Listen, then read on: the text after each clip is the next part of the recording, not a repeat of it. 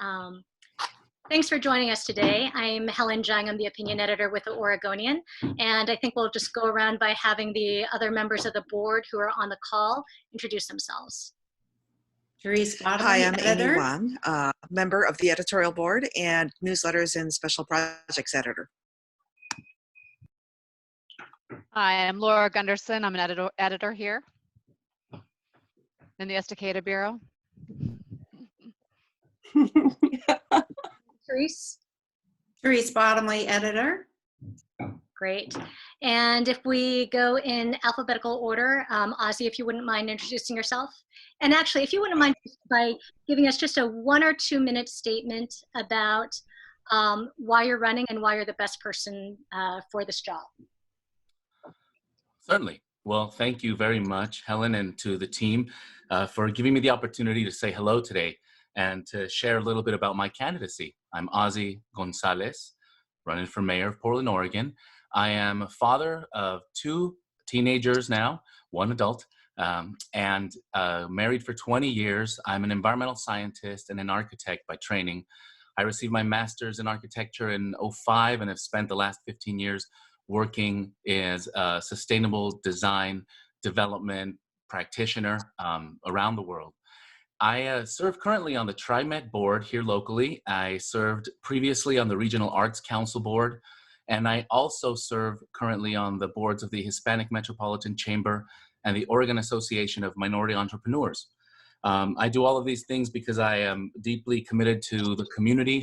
I believe that making a robust, resilient community means working together with the local entrepreneurs, the local educators to create opportunities for people to always grow. So I'm involved in workforce development programs with local organizations, with business development and mentorship technical assistance programs here locally, and have overseen one of the city's largest inclusion and diversity programs here recently with the Portland building renovation. So the reason why I'm running for this office is because I believe that our city is at a moment in time where it needs strong leadership that has a clarity of purpose and vision for where we are trying to go as we navigate these challenges of growth and we reconcile who we were with who we are becoming. Because there's a lot of great things to preserve, but we have to have an answer for what the grown-up version of those things could be. So I, as a sustainability practitioner, an equity practitioner, and someone who grew up as the first generation to go to school and speak English, I come with both a policy and government and policy-making experience, business experience, as well as the lived experience that comes from growing up in a world where the system doesn't really look like it's shaped to even see or serve you. So all of those things, I think, are what is missing a lot of in our city today in the government agency. So I'm coming forward to do and bring a lot of those factors. Great. Thank you very much. Sara, would you mind going next? No, not at all. And thanks to all for being here and for all the hard work that you're putting in now. I was grateful for Ron Wyden talking about the importance of local media in the COVID crisis. I'm watching as all of you are doing a lot of important work on our behalf. So thanks for taking time out of that to stay involved in local politics, because it is important for your readers and for our community. This election, I think, is critical. And it's one reason why I'm running. As you know, I ran in 2016 as well. It was a much different context then. And I'm running for the same reasons now as I did then, which is I feel that I'm best suited with my mindset, my community ties, my networks, both internationally and locally, and my on-the-ground expertise here in Portland to lead the city at a critical time.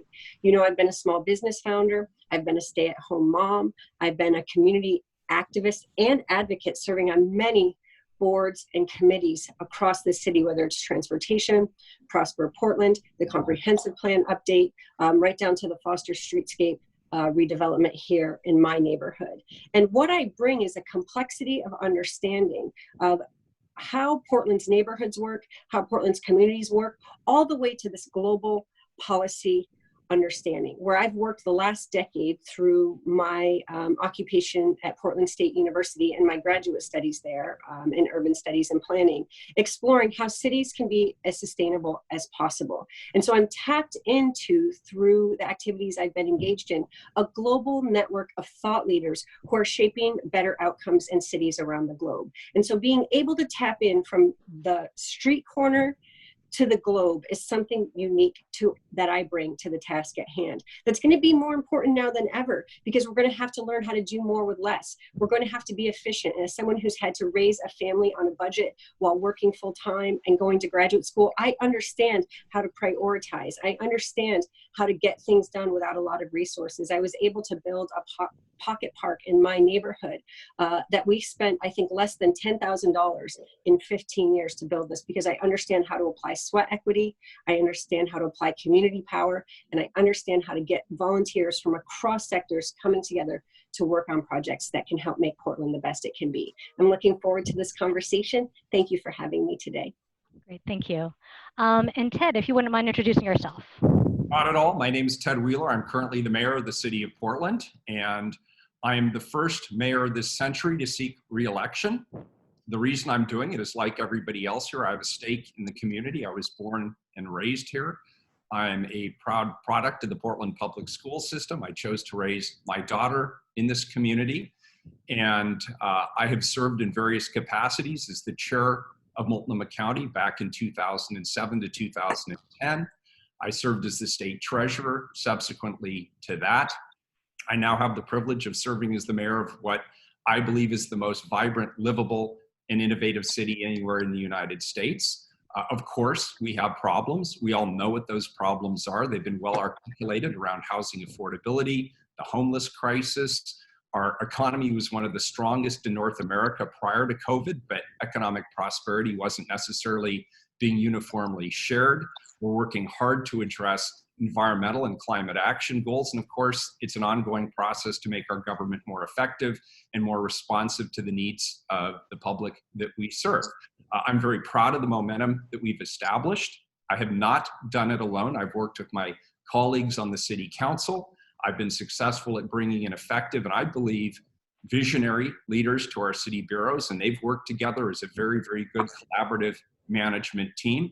We've made progress on a whole host of issues, and I want to build on that momentum in terms of just some of the basic things that I'm really proud of so far is over the last 4 or 5 years or so, the city and the county have created this national best practice model of collaboration, not just between the city and the county, but also with our nonprofit, philanthropic, and business partners. We've doubled the amount of shelter.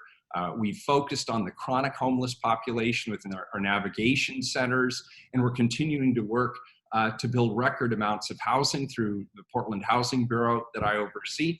And of course, when it comes to shared economic prosperity, we stood up the Inclusive Business Resource Network that last year served over 1,000 businesses that are predominantly businesses owned and operated by people of color. Of course, the Portland Means Progress Initiative, which is a broad community partnership, helps get young people of color into good employment and advancement opportunities and creates an improved culture of diversity and equity in our business community. Around policing, we've worked hard not only to improve community engagement through the Portland Committee on Community Engaged Policing, but we also stood up the public safety organization, that the public safety service officers who go out into the street. They're unarmed, but they can serve as ambassadors and community connectors. And of course, we've worked really hard on the settlement agreement with the United States Department of Justice. That's our primary accountability measure. They signed off. We have more work to do, and I want to continue to do that work, particularly around racial disparities and equity in our policing system. And then, of course, around the environment, I was the mayor who worked with the city council and with the county to commit our city to 100% renewable energy going forward. I brought the single-use plastics ordinance to the city council. I brought the clean air construction standard to the city council. We continue to work on a whole host of issues regarding to climate action and protecting the environment. And my view is this: if you want to get stuff done, you got to stick around for a while. And I'm constantly reminded of Vera Katz and all the successes she had. And I just finish on this: 3 years into her administration, Vera Katz wasn't Vera Katz either. She stuck around for 3 terms. And I believe that's what it takes to get things done: sticking around, seeing things through, building the leadership, building the momentum, building those critical community partnerships. That's what I want to do. That's why I'm continuing to run for mayor and wanting to be the first mayor reelected this century in the city of Portland. Okay. Thanks very much. Let's start off by talking about the coronavirus pandemic, which has been both a public health and economic crisis. And for this, I think we'll start with Sara for you to answer it first. What would you do to help Portland withstand and recover in the coming months from both the public health and economic hits? So actually my team is already working on this, because many of the policies that we've proposed throughout this campaign are so relevant, not just to the current crisis, but the climate crisis we were already facing, that we repackaged some of those, updated them for COVID, and are able to put forward a recovery plan for Portland that's grounded in resiliency and a deep understanding of what it means for us to have a closed loop economy, sustainable practices in terms of how we're spending our resources, and making sure that we're taking care of our most vulnerable Portlanders. Many of the things that I've been proposing, like hygiene stations, we're now seeing put in place. If I were already the mayor, they would have been there. I've talked about things like expanding R2D2 and Dignity Village, so that we have a greater amount of autonomous, secure places for people experiencing homelessness to reside off the street, apart from mass shelters. And now we see the city adopting that. So many of the things that I've been proposing for the last 4 years would have already been in place, and we'd actually be in a better position as we were facing this crisis. I've also looked around at things like, we're looking now at air quality being improved because people are telecommuting. Well, that's something that I've also called for. I called for investments in municipal broadband, and some of the problems that our PPS students are facing, that our commuting workers, our telecommuting workers are facing, would be ameliorated if we had municipal broadband. So a lot of the thinking that I brought to this race even prior to the epidemic holds now. In addition, we're going to have to put even deeper supports. I think one of the biggest things we're going to be facing in the future is hunger, both in the short, mid, and long term, as people are economically unstable. And once upon a time, Portland was a leader on sustainable food systems, and we've lost our way on that. I'd like to reconvene the Food Policy Council in partnership with Multnomah County, and really get back to making sure that those of us who have the privilege and access can continue to contribute to a sustainable food system, that we're actually managing that, partnering with the county and region to make sure that our food systems are sustainable and that people aren't going hungry in one of the wealthiest cities in the nation. I also think making sure that we keep people in place. So the most stringent tenant and renter protections, but also anti-displacement for people who are homeowners and threat of foreclosure is going to be critical. So especially in the midterm, we need to think about anti-displacement and renter protections, doing everything by any means possible to keep anyone who is in a home in place, to keep any business that is in a lease in that business, because the threats as we ride this out over the next 18 months, 2 years, and into the future are going to be, this is going to be a critical time for us to avoid displacement.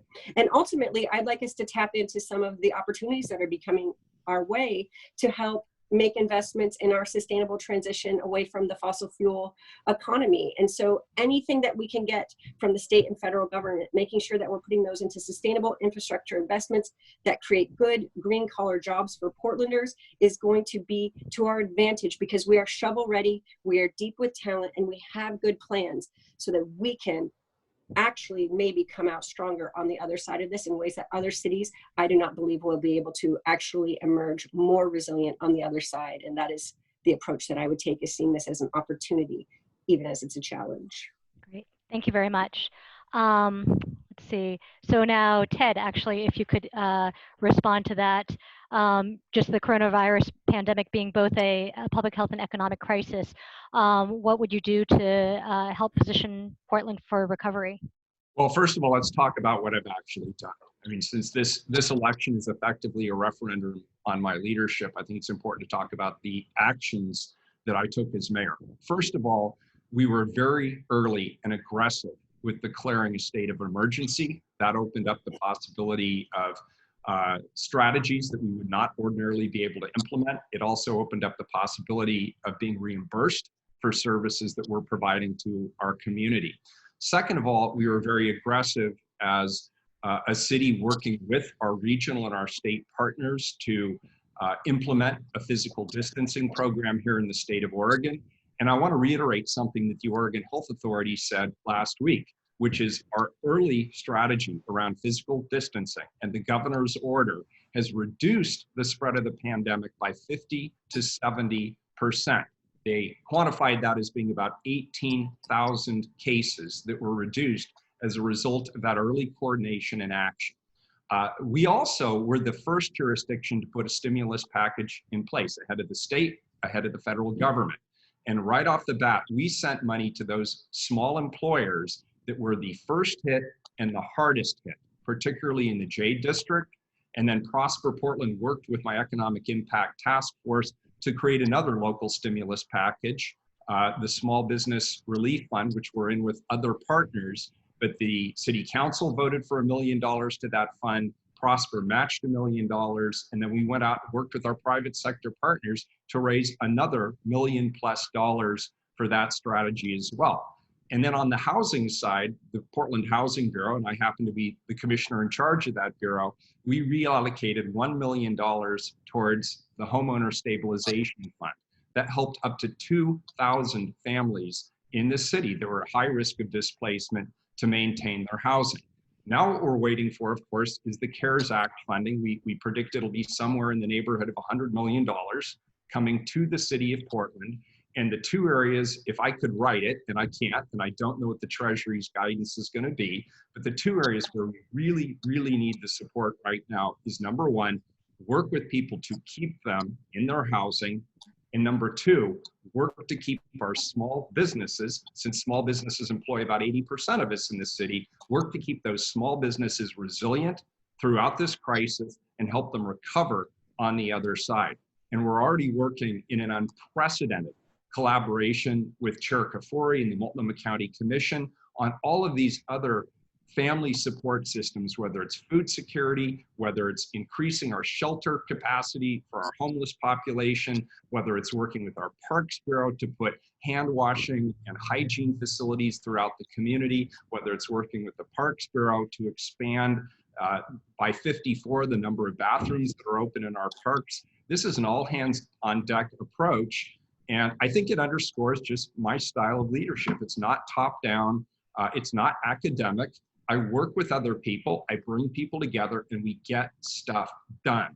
That's the hallmark of my administration, and I want to continue that. Okay, and Ozzie, would you like me to repeat the question? Please do. Sure. The coronavirus pandemic has been both a public health and economic crisis. What would you do to help Portland withstand and recover from those in the coming months? Thank you.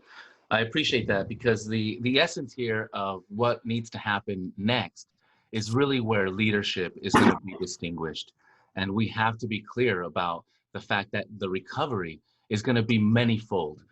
There are some immediate impacts that we're feeling right now with deep concerns to people's pocketbooks. Many people have lost employment. The systems that are supposed to support us from a health standpoint, as well as the safety net of unemployment, and the grants programs, as much as we are positioning them to adapt, are still having a hard time keeping up with the demand. All of these systems are getting put into place, but they're getting put into place well after the fact of having needed them. And we're doing some important work, and I want to commend all of the folks out there going through this process and putting themselves at risk, including the mayor, who is out there adjusting to something that none of us saw coming and hitting us the way it did. But we have to be clear. We are also having to respond to this in a more reactive mode than in a proactive mode. Far more reactive than I think we should have been doing. And I think that we want to look, as we confront recovery, we want to look forward to what's going to be happening next. This is an opportunity to demonstrate what leadership is.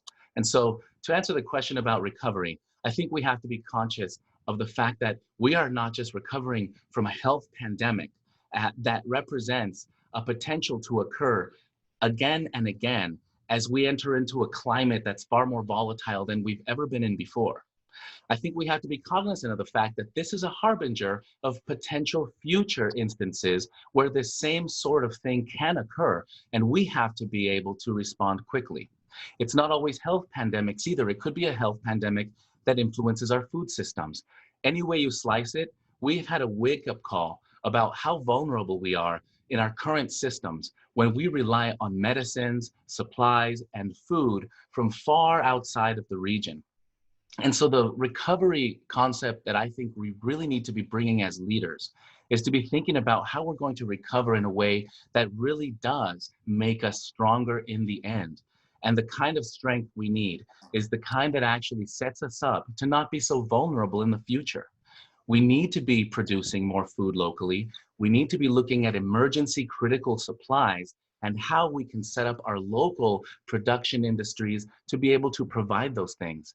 And if they're not happening today, we need to figure out how to activate that, how to incentivize it. And so when I'm talking about recovery, I'm thinking about going intentionally into our local 80% small business community, most of whom have not been able to benefit from the relief funds, and who are still waiting to see what happens to get us through this transition. And I want to make sure that we're supporting them if whatever they used to do before COVID might need to change, and many of this does, we are going to have to help support that transition. We have had a crisis of consciousness in this because one of the things we can no longer walk back into society ignoring is that human beings impact the quality of the planet. And we have seen how much air quality, water quality is changing around the planet right now. The plants and animals are noticing COVID in a very different way than human beings, but we are coming back into civilization and activity with a clear understanding that our activities directly impact the quality of air, the quality of water, and therefore the quality of life of not just human beings. Okay. So we have to own that. And Great. so that's what I think about, is bringing a crisis of consciousness that helps us reestablish trust and focus us in on rebuilding our industries locally to help address climate change and all these other vulnerabilities. Okay. I'm going to be a little bit more aggressive about time because we're about 25 minutes into this and have only gotten through one question. So if you can just really all kind of keep this pretty tight. I think, let's see, Ted, I think you go first on this one. With lower tax revenue, the city is going to be hard pressed to provide the same programs and level of service that it does now. What should the city's mission and philosophy be in determining what gets funding and what does not?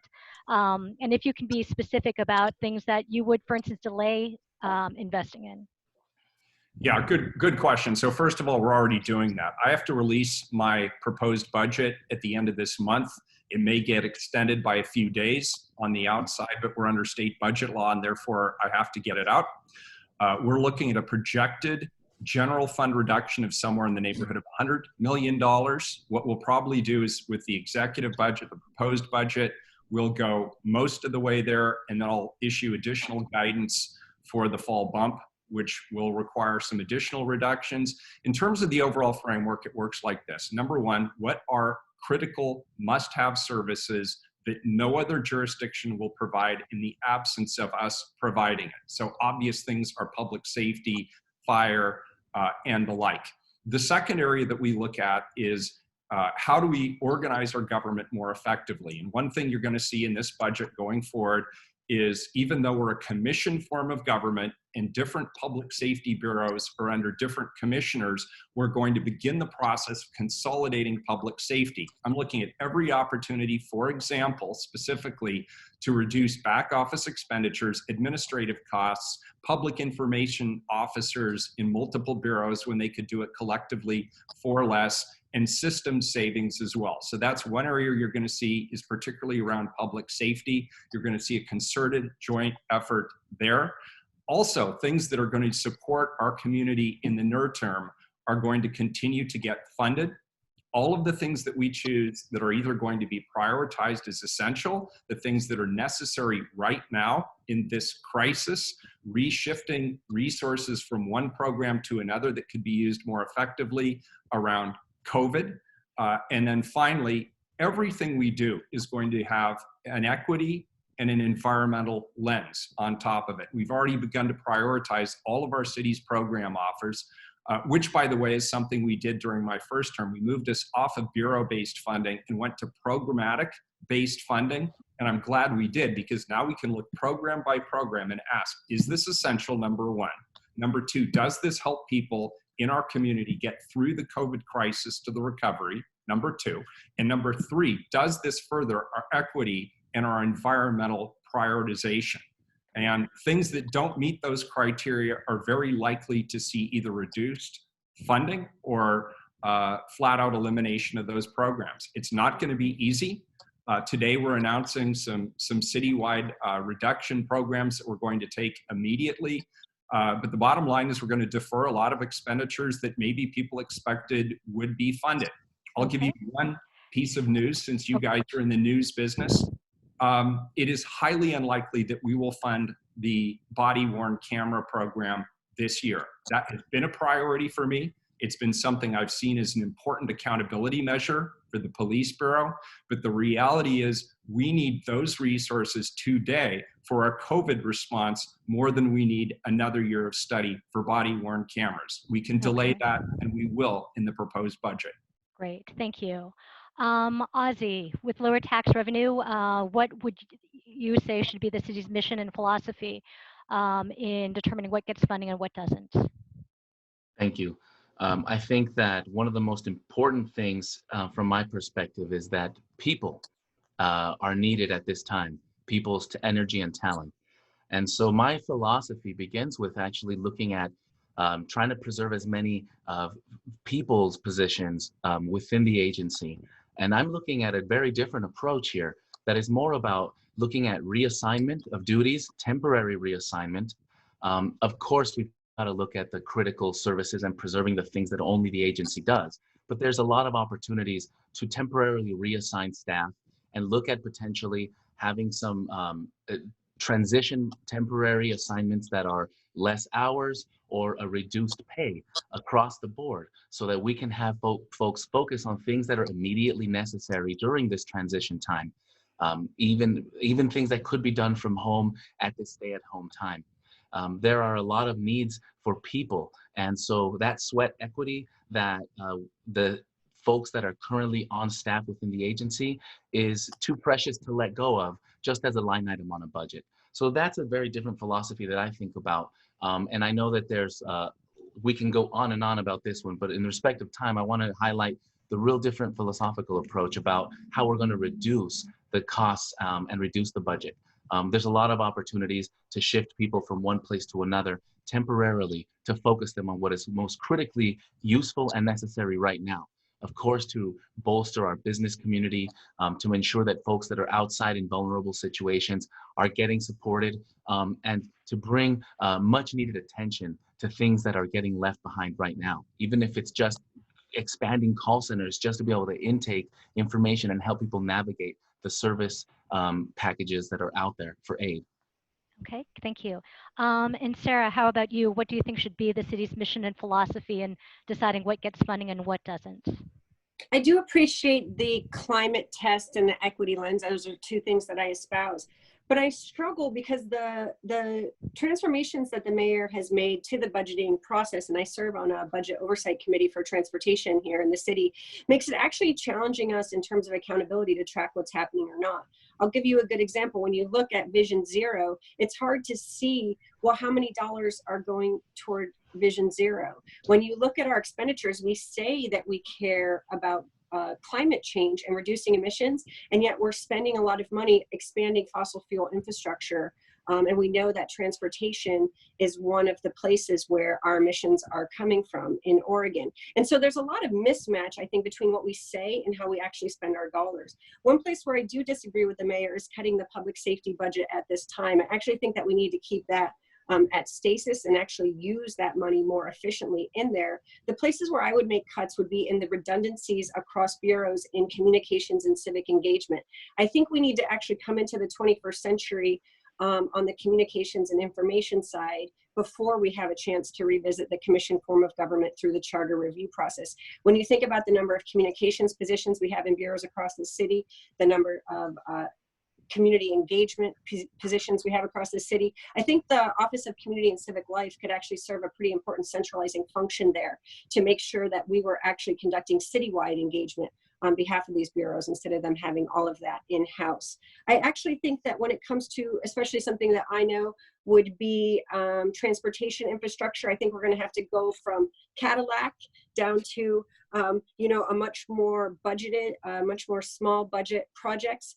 That's something that Portland can do very well. Maybe Better NATO has to stay Better NATO for a while and not become Best NATO, and we have a lot of betters around the city and not bests on that front. So places where the community can come on board. I would also make it easier and more efficient and legal for our community partners to help in things like, say, churches, for community shelters and things like that. I don't think we should be spending multiple millions of dollars on shelters. I really want us to spend that money for permanent supportive housing. So I would like to see us spending less money on the temporary shelter, more money on housing, and allow our community partners to really step up and help us on the shelter front. And we can make that easier, I think, for them to do that and not harder.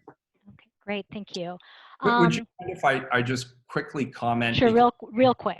Yeah, first of all, I have not proposed cutting public safety, so please don't take that to the bank. What I proposed was savings in how we administer public safety. That could save up resources that could be spent for higher priorities in public safety than back office administration. It could actually lead to boots on the ground improvements in public safety in our community. And so this would be things like accounting or human resources, or? I'm sorry? That would be things like accounting, or like, you know, what are some of those type of? So right now we have the Bureau of Emergency Management, the Bureau of Emergency Communications, the 911 Center, the Fire Bureau, and the Police Bureau all have their own public information officer functions. I think there might be a more effective way to do that. They all use different procurement methodologies for software and back office infrastructure, IT infrastructure. I believe we could be more centralized and organized in how that is done. Finance and accounting, they all have different groups of people providing those services. I believe we could consolidate and make more effective and cost-effective some of those services to save dollars. Second of all, we're working with our labor partners right now to actually agree to some reductions today in HR costs in exchange for saving jobs. So that could be things like step increases, COLA increases, in exchange for protecting the employees who are our frontline workers. Okay, great, thank you. But can I ask a clarifying question? Because I was under the, I mean, forgive me if I'm wrong, but did you not call for a 2% cut to the public safety budget over 3 years? Did I misunderstand that? I apologize, but I would like to clarify, because if I'm wrong, I don't want to keep. I think what you'll see, Sarah, is a 2% reduction in the growth of those budgets. But as you know, I have advocated more than anybody else has for an increase in police officers over the last 3 years. I wasn't aware that you supported that. I sort of thought you were on the other side of that equation. Okay, I think, all right. Sorry, go ahead. Let's, hopefully, I'd like to kind of move on just again, because now, you know, we're running short on time. So actually, Amy, do you want to jump in with your question? Sure. So my question is that in 2018, the city began an effort to strengthen Portland's arts and cultural infrastructure. Where do you see that effort headed in the wake of the pandemic in a city that really prizes itself on its arts and cultural identity? And I think it goes to Ozzie first. Thank you. I love this question. We have a fantastic resolution that was passed led by the late, wonderful Commissioner Fish, who spearheaded a conversation to really look at affordability of creative spaces in our city. There are some of those initiatives that have began to be implemented. We did finally bring in-house the arts liaison into the agency, and those sorts of activities are going about their process. But I believe that especially in this particular moment of the pandemic, we have now seen what was 3 months ago an already vulnerable ecosystem of the arts get hit in the Achilles heel, right as the peak season for many of them was kicking off as far as venues and ticket sales. So we are having to see a moment where our arts community is struggling to literally keep the lights on. Many organizations over the last 5 years, especially in the Southeast Industrial District, have closed their doors and had to move away or close indefinitely. So I see many opportunities to bring our artist community forward and actually help them do what artists do best. In times of crisis, it's the artists that we need to actually help us navigate what's going on and put ourselves into context. I'd actually like to not only continue the programs through the arts tax and through the grants that go out to our local communities in place, but I would also actually like to commission artists. We already hire engineers. We hire all sorts of consultants to do work on behalf of the city. I believe there's opportunities to commission public art and commission artists to do specific work that's actually going to help us understand the issues of homelessness or help inspire the next generation of female welders and electricians through the power of story, the power of image. And so I think that by making the artists a relevant part of the solution and not a nice to have, we are going to demonstrate the power of art and really make the case on behalf of the city, leading by example, that we really need and value the thing that artists bring to our city. Great, thank you. And actually, Amy, if you wouldn't mind repeating the question for Sara. Sure, sorry, took me a minute to unmute. Yeah, in 2018, the city began an effort to strengthen Portland's arts and cultural infrastructure. Where do you see, or where would you take that effort in the wake of the pandemic in a city that prizes its arts and cultural identity?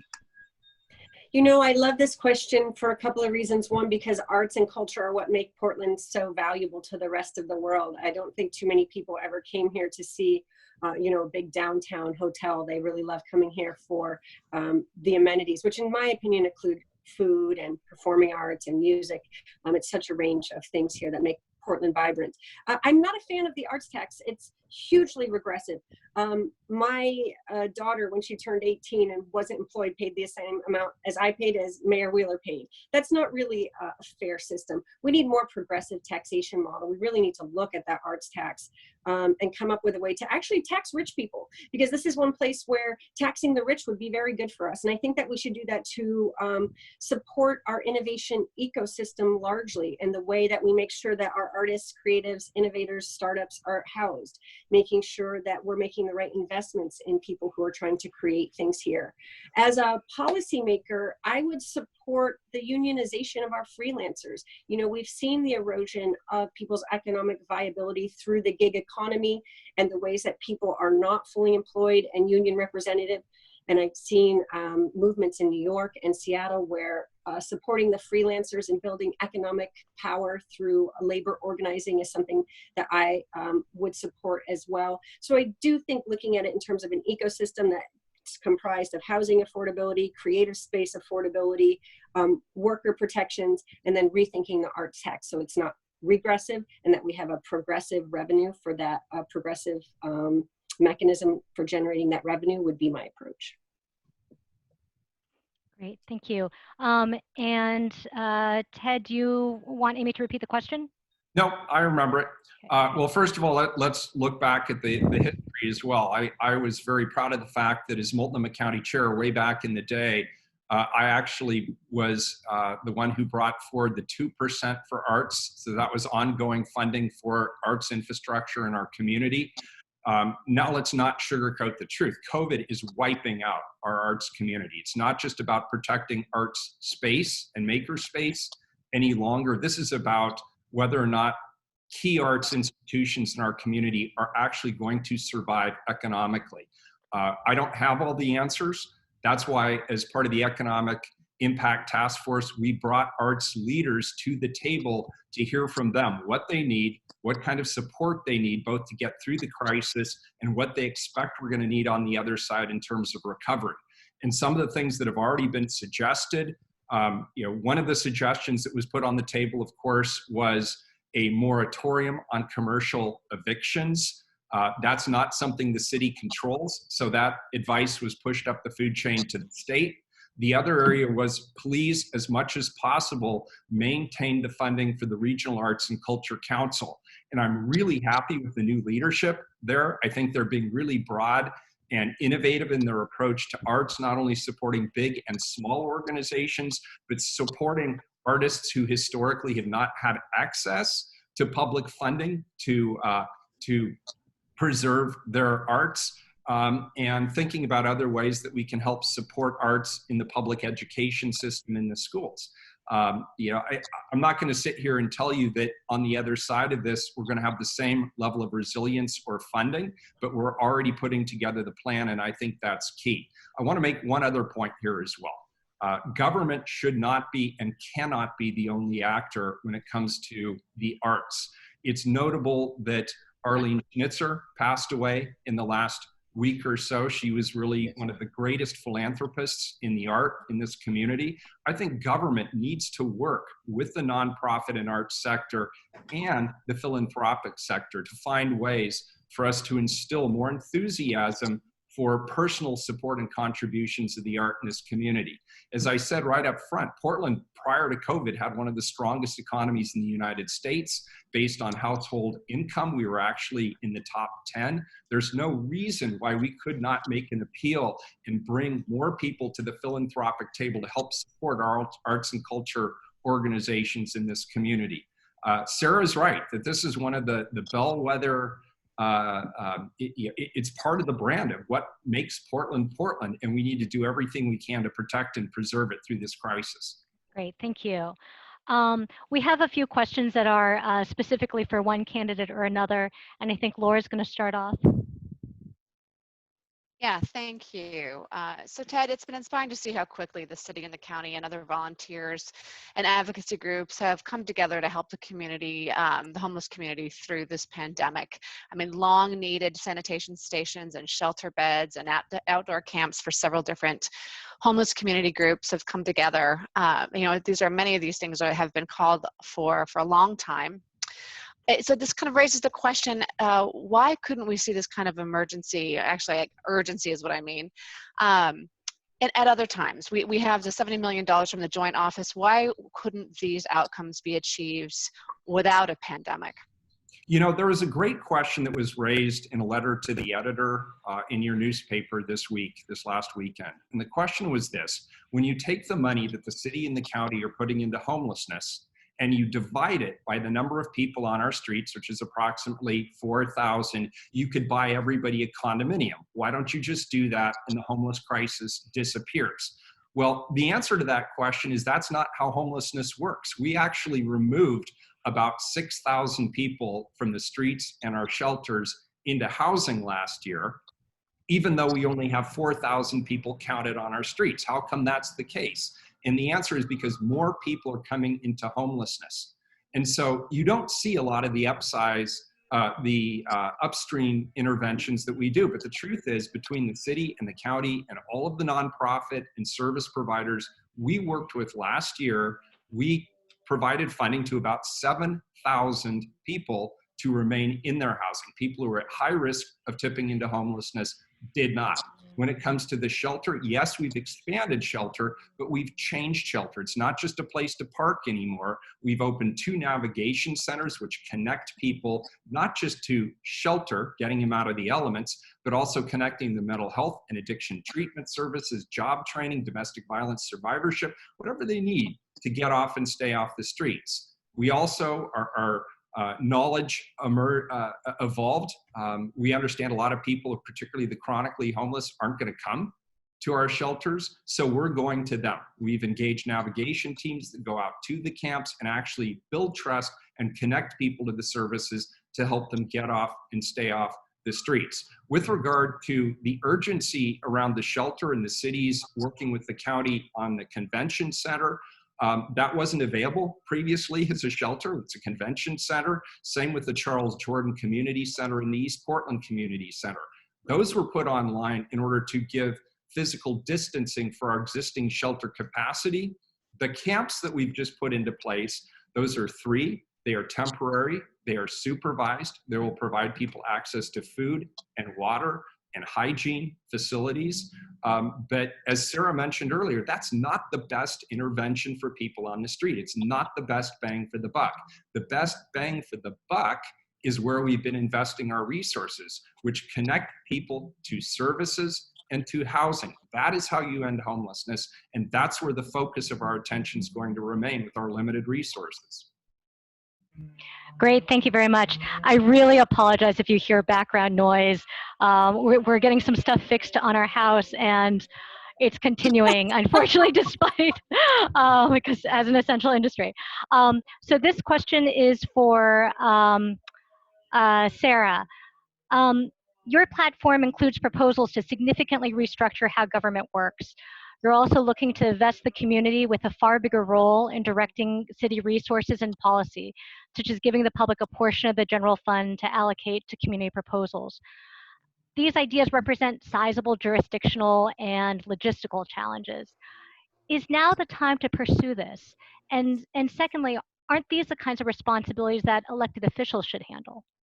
I actually think this is the perfect time. We are in such chaos and upheaval that we need to seize every opportunity to make progress, even on the smallest things. I was talking with some folks in the Transportation Bureau this morning about how can we make sure we're keeping the air clean, and how can we make sure that congestion stays low, even as people return back to work. How can we carve out spaces for our community members to thrive despite the challenges? Something like participatory budgeting is actually a way for us to rebuild trust in local government. When you look at the low levels of trust that Portlanders have right now, and the fact that they don't see government working for them, you could start with certain capital projects in certain bureaus through sliders and other mechanisms. Other places have used it. Far larger cities than Portland have used it very effectively. And so I want to look at the charter review process that's coming up in 2021, not just to rethink, should we have a commission form of government, weak mayor, strong mayor, city manager, whatever. That's only one piece of the governance puzzle as we are headed into increasingly chaotic times. What we need to be thinking about is how can we empower our people? And the mayor is right on this. We need everyone from every sector and every corner of this city 100% in on making Portland the best place it can be. So engaging people around participatory budgeting. Yes, I want people engaged in communications better. I don't want our neighborhoods divided and wrought with conflict as we're trying to figure out how to provide more affordable housing in our community. I want us to be innovating new engagement models. Imagine if we had a citywide communications network now so that we could be sending out messages to every single Portlander with COVID updates every single day. Imagine if we could be getting feedback in real time about how this problem is playing out in their city. Well, this is something that we're going to need to deal with climate chaos. This is something that we're going to need in the event of an earthquake. So getting these in place is not optional. I believe that these mechanisms will make our city stronger for the long term. I believe that they're long overdue. And I actually believe that civic innovation is a large part of what made Portland a leader in the first place. It's not because we came up with the technology to install a green roof. It's because we understood how to build a culture around green building. And when we do cultural shifts, when we tap into the power of people across networks to change outcomes here, that's when Portland absolutely shines. And I think that this is a wonderful time for us to make those changes, and I'm not the least bit scared of them at all. Okay, and just to follow up a little bit on that, a lot of these ventures would require bridge building and consensus building. Can you talk about your approach to that and how you would work with people or interest groups that have diametrically opposed views as you do to get to that consensus? Yeah, oftentimes I'm seen as being particularly adversarial, but a lot of times when that's the situation, it's because I'm fighting against power brokers who have a disproportionate amount of say in how things are happening in our city. And so I have to mobilize the community to push back with our collective voices, because oftentimes for the little guy, it takes 100 voices to stand up to one person with power. But when it comes to the street level, where I've done the most of my work, and I think about the small pocket park that I built in my neighborhood when we wanted to be safer, our people were worried about their children being able to walk to the park safely. We were tired of having a nickname like Felony Flats. We went out and we said, what are our shared values? When you go based in your shared values, not with a predisposed outcome of how things are going to happen, but say, hi neighbors, we decided we want safer streets. We want a stronger neighborhood identity, and we want to understand better principles for sustainable living. What can we do to achieve that? What we came up with collectively from across demographics and socioeconomic backgrounds and political backgrounds. I work with some people who are diametrically opposed to me in the political realm who come together on this project, because we come together in our shared values. We arrive at what we want to achieve based on those shared values. And then the project or what we're working on becomes the mechanism for realizing that goal. So whether we're thinking about racial justice, whether we're thinking about climate change, whether we're thinking about disaster preparation or resiliency, bringing people together around the values and the problem solving is the way that we're going to have to go. And I think things like bringing Portlanders together in terms of disaster preparedness, we should already have these mechanisms far more robustly in place as a way to not just make sure that we're shored up for disaster, but that we're offsetting the conflict that's happening at the neighborhood level right now. So these are some things that I proposed. I appreciate you taking a look at them, and thanks for the question. Thank you. Ozzie, you listed the Parks Bureau as one of the many bureaus you would be interested in leading. But even before the pandemic, the Bureau has been running at a deficit thanks to spiraling personnel and maintenance costs and static revenue. How would you fix this structural problem? Certainly. I think we have to reimagine the value proposition parks have. There's a lot of real tangible benefits that come into place that if we only perceive them as a net cost instead of an investment in our community, it will be harder to justify them when you get to those tough budgeting moments. It's no coincidence, in my opinion, that while the parks budget was shrinking and the number of staff positions was going down, the police budget was going up and the number of openings for police bureau positions was as well. To me, this is an indication of part of the broken piece of the pipeline where we are not investing in our community through the form of community service programs. And the natural result becomes our unchanneled talent doesn't find a place to go sometimes, and leads to other issues around security and safety in communities. We need to have those parks providing community service programs. I believe that we have an opportunity to actually look at our parks for through a more triple bottom line holistic lens, where we recognize that the parks are providing a social benefit through community services and social amenities, places to gather. They are also providing environmental amenities in the form of open space with carbon sequestration in the trees that are there, and all of the habitat, heat island effect mitigation effects that they do have. Those sorts of things that even include our ability to offset the demand on our city sewer system. Our city sewer still overflows, and we don't have enough permeable open space to accommodate all of the rainfall that we get. So our parks are actually way more valuable than we give them credit for. I want to make sure that we're putting ecosystem services, community benefit services, as well as the cost of the operating and the maintenance of the programs into the calculus of what we're getting and what we're giving up when we look at the use of our park systems. I think we can do so much more with them than we are currently. And I actually believe they could actually become a net asset, a net revenue generator for the city, not just a net cost. Okay, great, thank you. We don't have a lot of time left. I really did want to get in a quick question about police. Ted, this is for you. The city and the DOJ seem to be in agreement that the city has met the terms of the settlement agreement. I guess I'm wondering, what is your view? I mean, is this a police bureau that you think, are there additional reforms that you think that the police bureau needs to take? And if so, what specifically would they be?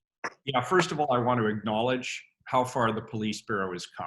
I believe that The leadership, first under Chief Outlaw and now under Chief Resch, has been both, I would say, effective and visionary leadership. They've taken the challenges that the Police Bureau currently faces seriously. They've acted with urgency. We work together not only to address the issues in the settlement agreement to the satisfaction of the United States Department of Justice, but we also put the Public Safety Support Specialist Program into place. That is, a group of non-armed individuals who can serve as ambassadors and do non-emergency police work at a lower cost than a fully trained and certified police officer. The Portland Committee on Community Engaged Policing is making good progress. The public asked us to stop charging them for crime reports, and because I thought it made good sense not to victimize people twice if they've already been a victim of a crime. Why charge them? We got rid of those fees, and we've done other things as well. Where I think the work ahead really needs to focus is around racial equity. And you're going to remember that when I hired Chief Outlaw and I put out the first job description, the first sentence of that job description was that you must have an understanding of the history of race in this community and its impact on policing in the community today. And that is not a statement that our officers are racist. It's a statement that there is a hangover from the past effects of racism in this community and existing institutional racism that impact the community's trust of the Portland Police Bureau. So police officers must redouble their efforts and work really hard. We have been doing that around implicit bias training, around de-escalation training, around broad community engagement on things like our crowd control directives and policies, but it's a work in progress. They've come a long way. I'm proud of the work that the men and women in our police bureau do. It is very hard, thankless, and often dangerous work, but we also acknowledge we're an evolving police bureau and we have a lot more work to do. That, by the way, is part of the reason I want to stick around. I want to see this work through. Great, thank you. Sara, the Police Bureau, activities of the Police Bureau, from their management of protests to officer-involved shootings, which often involve people in mental distress, was one of the things that you've criticized, I guess, most frequently, or regarding Ted's management as mayor. What would you have done differently, for instance, in protest management or in helping change the outcomes that in an officer-involved shooting? You know, and I just want to say, I do appreciate the attention to racial justice that the city is taking right now. I think it's valuable and it's something that we do need to continue. The question is whether or not we've resourced that enough and really made that a priority in terms of how we are executing it on the ground. And I also want to think about efficiencies. So one of the places where I have largely diverged with the mayor was the criminalization of people experiencing homelessness, and the fact that in 2017, over half of the arrests made by Portland Police Bureau were of people experiencing homelessness. I do not think that is an effective or efficient approach to dealing with people who are experiencing homelessness, and I think that we need to reallocate those resources elsewhere. It's very similar when you talk about the protests. As someone who spent a lot of time on the ground at these protests, even with the climate youth, people opposing white nationalism or the Proud Boys, what I've seen is a very heavy-handed approach from the Portland Police Bureau that escalates the situation. That costs taxpayers a lot of money in police overtime, in lawsuits. Look at the lawsuits that we have now against the Portland Police Bureau from people who received a flashbang grenade to the head, who are saying that they were brutalized by the police even when they were just trying to stand up so that people who were racist didn't feel welcome in our city. And so I think a much more community response to this in terms of educating the public around what does it mean when we have white nationalism as a terrorist organization in the United States, and we have to think about that and think about the threat to our communities. So what would it really look like for us to be deploying that in ways that keep people truly safe? And I want these outcomes to be clear. We've had the most traffic deaths in Portland since 1997 last year. So obviously something with regard to policing isn't working in traffic safety. We had the most police shootings last year since 2010. So obviously something that we're doing inside the Police Bureau isn't working on that front. I mean, this is where you have to really look at the outcomes and keep reallocating the resources to say, unless we're chipping away at Vision Zero, what we're doing on the traffic beat isn't working. Unless we're really reducing the police shootings, then what we're doing isn't working. And when it comes to PSAP, I wasn't a huge fan of that from the beginning because I was afraid that the same thing would happen that happened in COAB, and it has been slightly better. But at the same time, even as the DOJ has signed off on the settlement agreement, the Albina Ministerial Alliance has not. And those are the people who concern me most, what they think. And so thinking about what would it mean for us to make sure PSAP was truly robust, that it had accountability, that it was able to hold police accountable. What is it going to take for us to get community oversight of policing with real teeth is something that we should continue to fight for. We're started, but I don't think 4 more years of what we've gotten is what we need. I think we need to pivot slightly and think of it from a more community-led perspective as opposed to the current approach. Okay. Let's see. And Ozzie, I did not see much on your site addressing Portland Police and where you think that it needs to head, but I want to give you an opportunity to share your thoughts in terms of what you think may be lacking or that you're liking in just kind of the changes at Portland Police.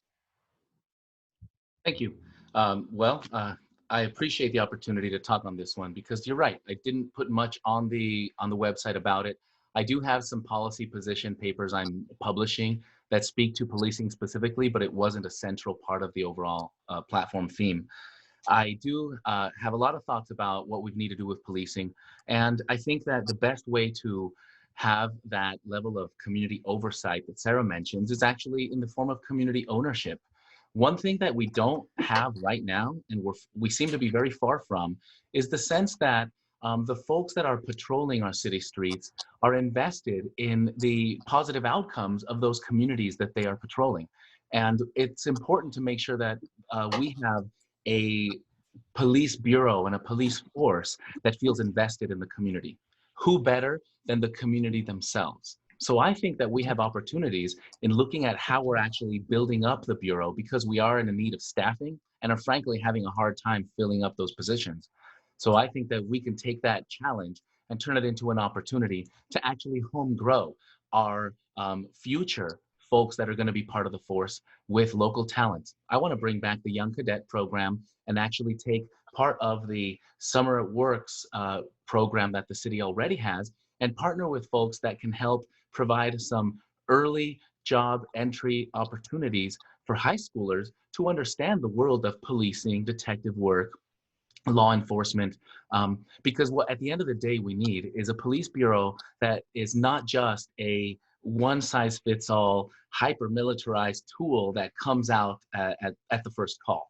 We actually need to have a broader, more diverse representation of what the police force is as a presence, so that we have a version of it that feels like the person that's in the community that's going to help me if I'm unsure where I'm going or if something awry happened, as well as at the other extreme where when there is some major issues where glass is being broken on the streets and there's fire in the parks, that we have an appropriate level response to that. But there's a lot of space in the middle. And I think that we could think about how we redesign our workforce, we diversify them, we have local talent, we even think about redesigning the uniforms so that we have a broader type of presence from the police with a broader skill set as well. Representation is the theme that touches not just my answer to police, but also to a lot of other governance issues. And I think that having an approach to inclusion that really looks at representation as the key leader, not an equity lens. I think we don't need more equity lenses. I just think we need people there that represent a broader set of perspectives. Great, thank you. It's amazing how quickly an hour goes. I just want to see if anyone else on the editorial board, if there's any questions you want to ask now or that we should follow up on later on. I think I'm good, thank you. Okay. Great. All right. Well, thank you all so much for joining us. We really appreciate it. This was a great conversation, really thought-provoking. We will probably be coming out with our endorsement at the end of this month or early in May. But thank you again for joining us. We really appreciated it. Thank you. Appreciate it. Thank you. Thank you, Thanks, Candace. everybody. Thank you so much. Thanks for your time. Have a good day. Take good care. Take care. Bye-bye.